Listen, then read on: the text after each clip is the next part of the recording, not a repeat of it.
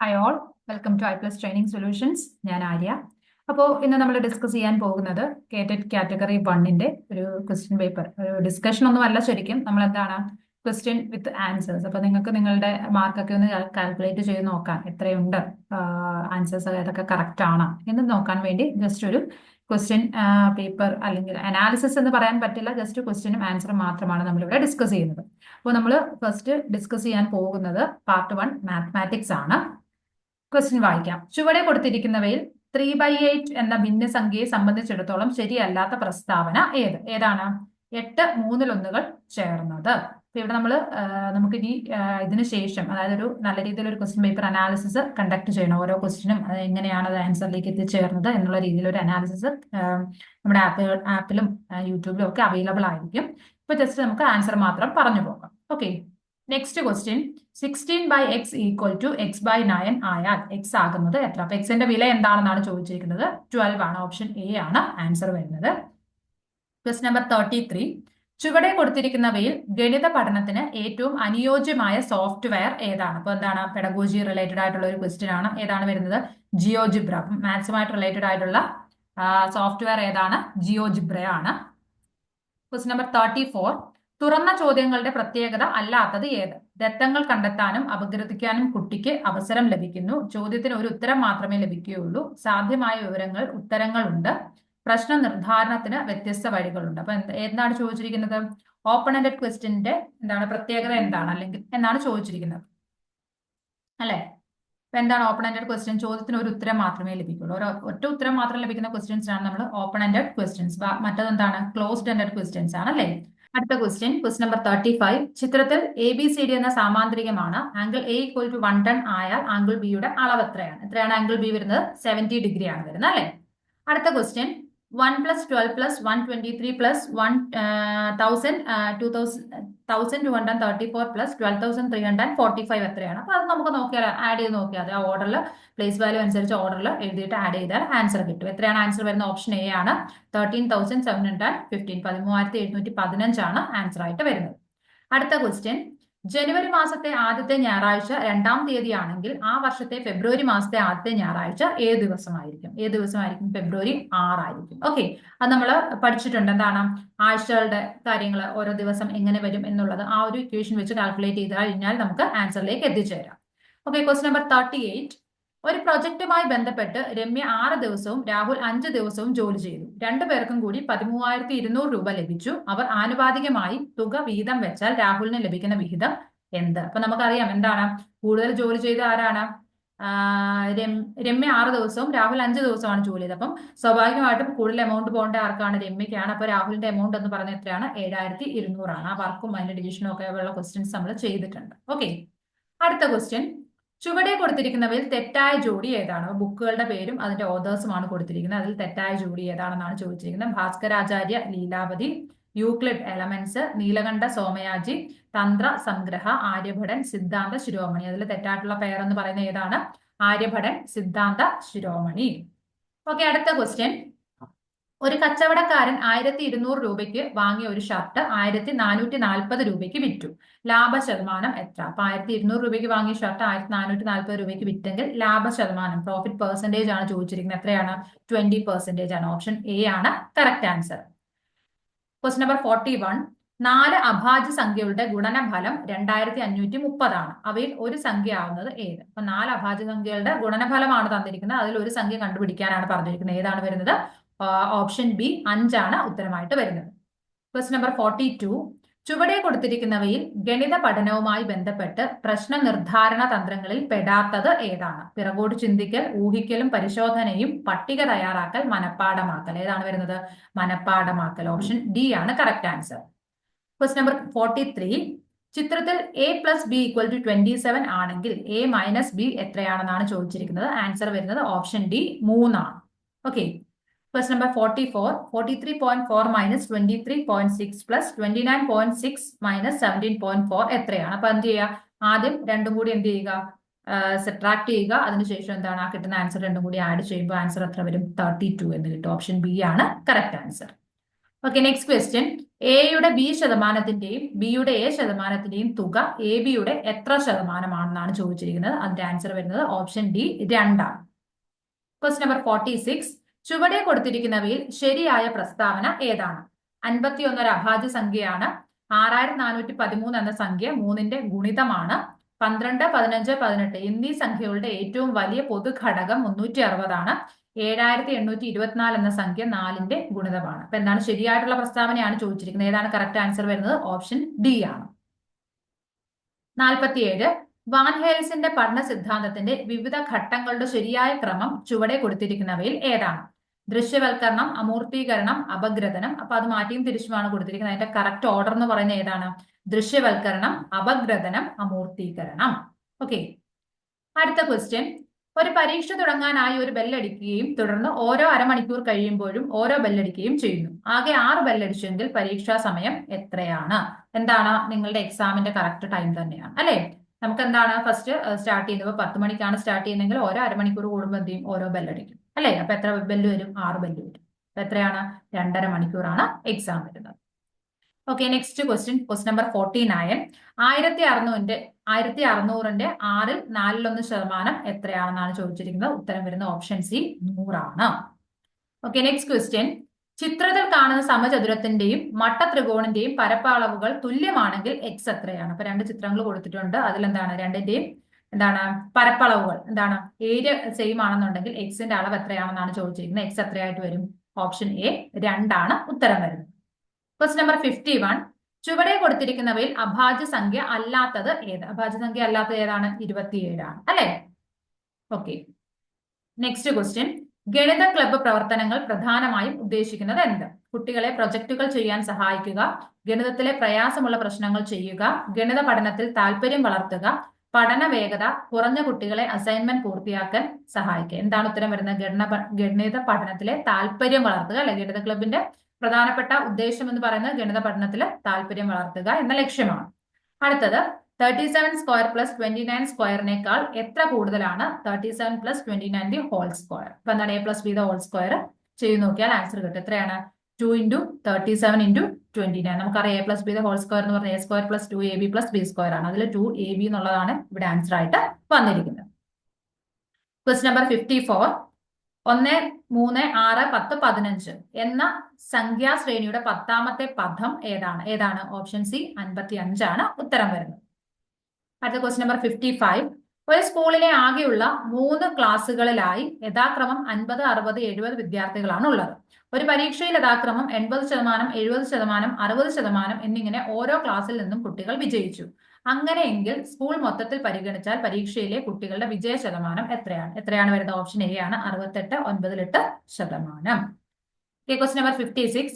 12 ആളുകൾ 10 ദിവസം കൊണ്ട് തീർക്കുന്ന ഒരു ജോലി 15 ആളുകൾ എത്ര ദിവസം കൊണ്ട് ചെയ്തു തീർക്കും? വീണ്ടും എന്താണ് ആ വർക്ക് ടൈം, ആ ഒരു അതുമായിട്ട് റിലേറ്റഡ് ആയിട്ടുള്ള ഒരു ക്വസ്റ്റ്യൻ എഗെയിൻ റിപ്പീറ്റ് ചെയ്തിരിക്കുന്നത് അല്ലെ? അപ്പൊ എന്താണ് വരുന്നത് ഉത്തരം? ഓപ്ഷൻ ബി 8 ആണ് ആൻസർ വരുന്നത്. അടുത്ത 57. 2 സ്ഥാനാർത്ഥികൾ മാത്രമുള്ള ഒരു തെരഞ്ഞെടുപ്പിൽ വിജയിച്ച സ്ഥാനാർത്ഥി 54% വോട്ടുകൾ നേടി 96 വോട്ടുകളുടെ ഭൂരിപക്ഷത്തോട് വിജയിച്ചു. വോട്ടുകൾ ഒന്നും തന്നെ അസാധുവായിട്ടില്ലെങ്കിൽ ആകെ രേഖപ്പെടുത്തിയ വോട്ടുകളുടെ എണ്ണം എത്രയാണ്? 1200 വോട്ടുകളാണ് ആകെ രേഖപ്പെടുത്തിയിരിക്കുന്നത്. അവിടെ ശ്രദ്ധിക്കേണ്ട കാര്യം എന്താണ്? അസാധുവായിട്ട് വോട്ടുകളൊന്നും രേഖപ്പെടുത്തിയിട്ടില്ല. Okay, question number 58. ഒരു ക്ലാസ്സിലെ 10 കുട്ടികളുടെ വയസ്സുകളുടെ തുക 150 ആണ്.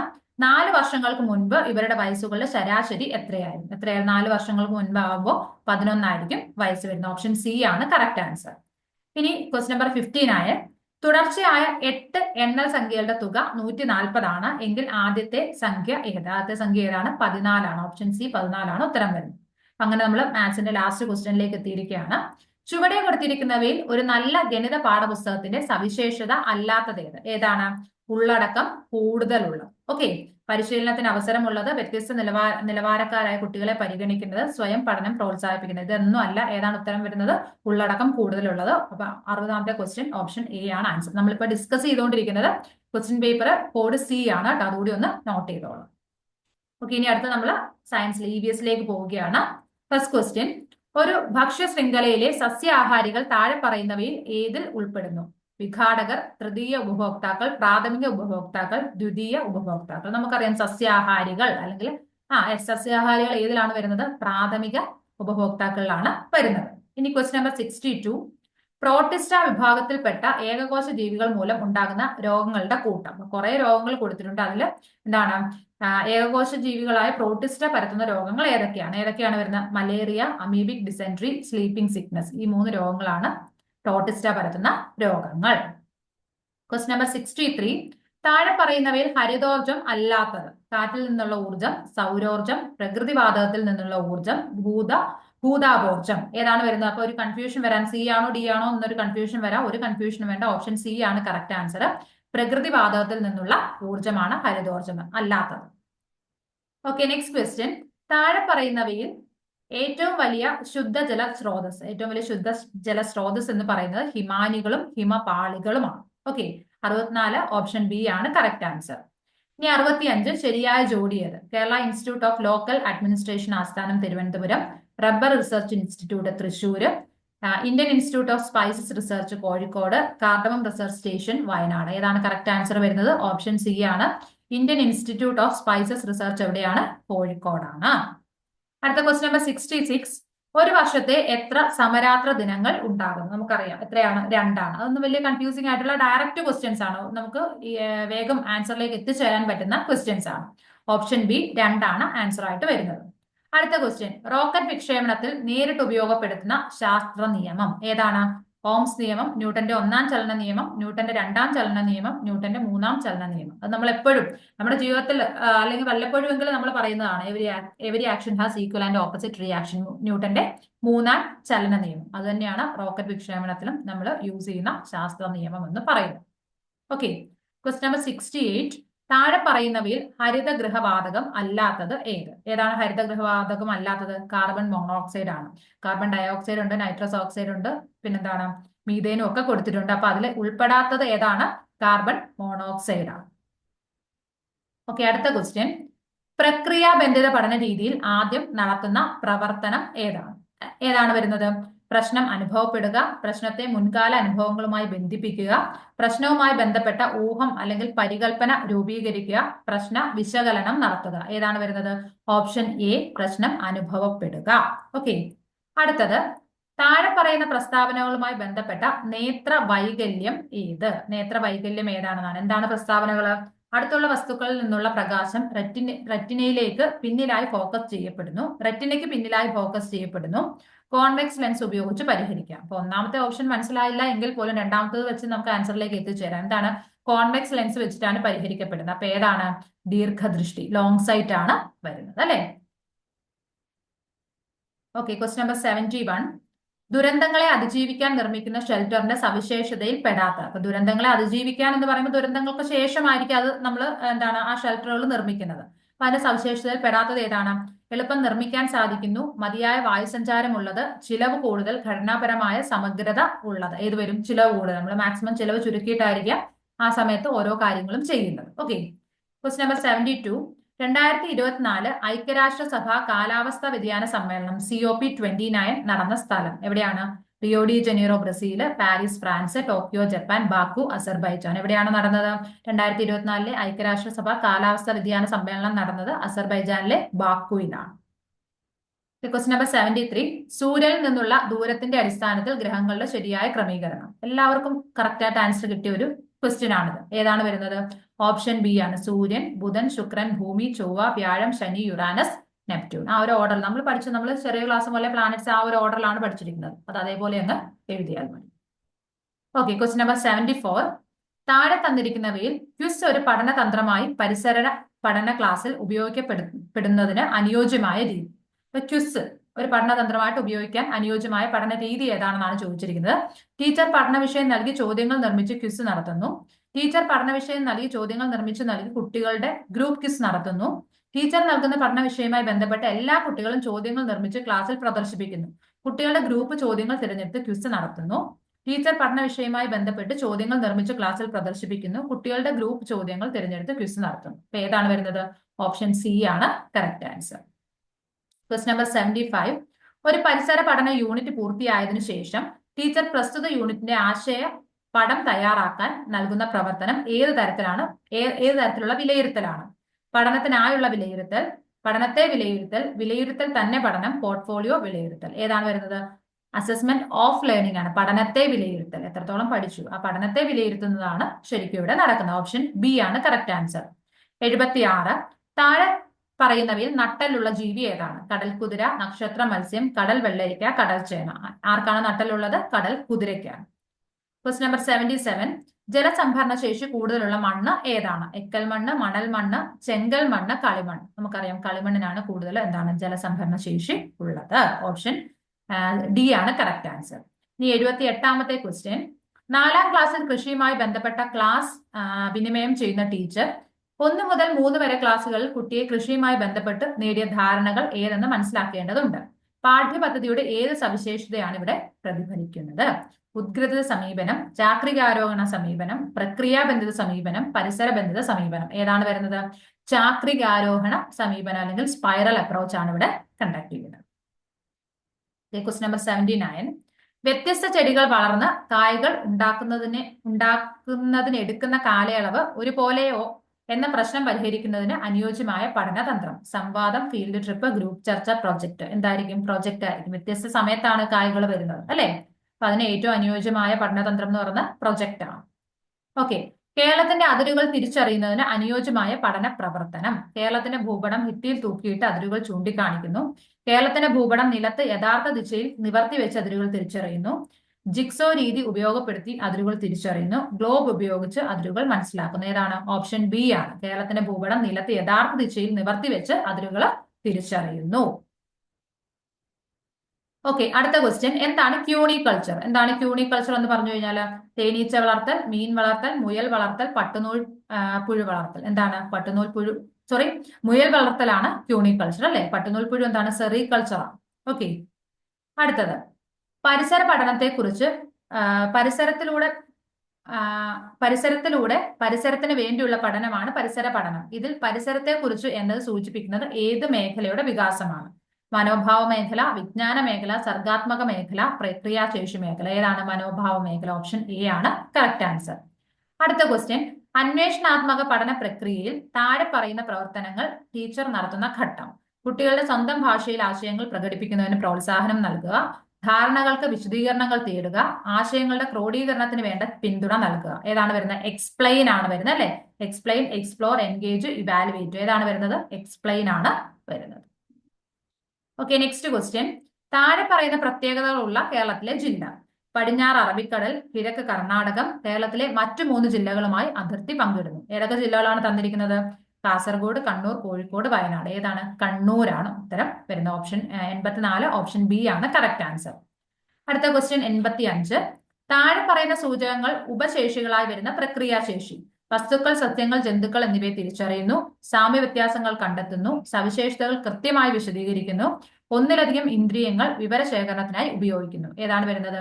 ഓപ്ഷൻ സി ആണ് വരുന്നത്. നിരീക്ഷണമാണ് ഉത്തരമായിട്ട് വരുന്നത്. Question number 86. താഴെ പറയുന്നവയിൽ അന്നജം കൂടുതലുള്ള ആഹാര പദാർത്ഥം. മുട്ട, തിന, കോഴിയിറച്ചി, മോര്. അന്നജം സ്റ്റാർച്ച് കൂടുതലായിട്ട് അടങ്ങിയിരിക്കുന്ന ഏതിലാണ്? തിനയ്ക്കകത്താണ്. ഓക്കെ. Question number 87. കേരളത്തിന്റെ സംസ്ഥാന മത്സ്യം. എല്ലാവർക്കും അറിയാവുന്ന ഒരു ആൻസർ ആണ്. മത്തി, കരിമീൻ, അയല, ചെമ്മീൻ. ഏതാണ്? കരിമീൻ ആണ് കേരളത്തിന്റെ സംസ്ഥാന മത്സ്യം. ബ്ലാക്ക് സ്പോട്ട് എന്ന് പറയും അല്ലെ? പേൾ സ്പോട്ട് എന്ന് പറയും. ബ്ലാക്ക് സ്പോട്ട് അല്ല, pearl spot. Okay. Next question. തെറ്റായ ജോഡി ഏത്? ഇത് ഒരു പ്രീവിയസ് ഇയർ ക്വസ്റ്റ്യൻ ആണ്. പല ക്വസ്റ്റ്യൻ പേപ്പറിലും കണ്ടിട്ടുള്ള ഈ ദിനങ്ങൾ ചോദിച്ചിട്ട് അതിനെ കറക്റ്റ് പെയർ ഏതാണെന്ന് കണ്ടുപിടിക്കാനായിട്ടുള്ള ഒരു ക്വസ്റ്റ്യൻ. ഏപ്രിൽ 22 ലോക ഭൗമദിനം, മെയ് 22 അന്താരാഷ്ട്ര ജൈവ വൈവിധ്യ ദിനം, മാർച്ച് 22 ലോക വനദിനം, സെപ്റ്റംബർ 16 അന്താരാഷ്ട്ര ഓസോൺ ദിനം. മെയ് 22 ആണ് തെറ്റായിട്ടുള്ള പെയർ എന്ന് പറയുന്നത്. ഓക്കെ. അടുത്ത ക്വസ്റ്റ്യൻ. പൊള്ളലേറ്റാൽ നൽകേണ്ട പ്രഥമ ശുശ്രൂഷ. ഉപ്പുവെള്ളത്തിൽ കഴുകുക, നെയ്യ് പുരട്ടുക, സോപ്പും വെള്ളവും ഉപയോഗിച്ച് കഴുകുക, 10 മുതൽ 15 മിനിറ്റ് സാധാരണ ജലം ഒഴിക്കുക. എന്താണ്? 10 മുതൽ 15 മിനിറ്റ് വരെ സാധാരണ ജലം ഒഴിച്ച് കഴുകുക. അതാണ് പൊള്ളലേറ്റാൽ നൽകേണ്ട പ്രഥമ ശുശ്രൂഷ. നമ്മുടെ ലാസ്റ്റ് ക്വസ്റ്റ്യൻ. താഴെ പറയുന്നവയിൽ കള്ളിമുൾച്ചെടിയുടെ വിഭാഗത്തിൽപ്പെട്ട ചെടി ഏതാണ്? ഏതാണ്? നിശാഗന്ധി, ഇലമുളച്ചി, കറിവേപ്പ്, പേര. ഏതാണ്? നിശാഗന്ധിയാണ് കള്ളിമുൾച്ചെടിയുടെ വിഭാഗത്തിൽ പെടുന്നത്. ഇത്രയും ക്വസ്റ്റിന്റെ ആൻസർ നമ്മളിവിടെ ഡിസ്കസ് ചെയ്തു. ഇതിൽ നിന്ന് അത്യാവശ്യം നിങ്ങൾക്ക് ഏകദേശം ഒരു 60 ക്വസ്റ്റ്യൻ ഡിസ്കസ് ചെയ്തതിൽ ഒരു 40 മാർക്ക് വാങ്ങിക്കാൻ പറ്റുന്ന ഒരു ക്വസ്റ്റ്യൻ പേപ്പർ ആണ് എന്ന് എനിക്ക് തോന്നി.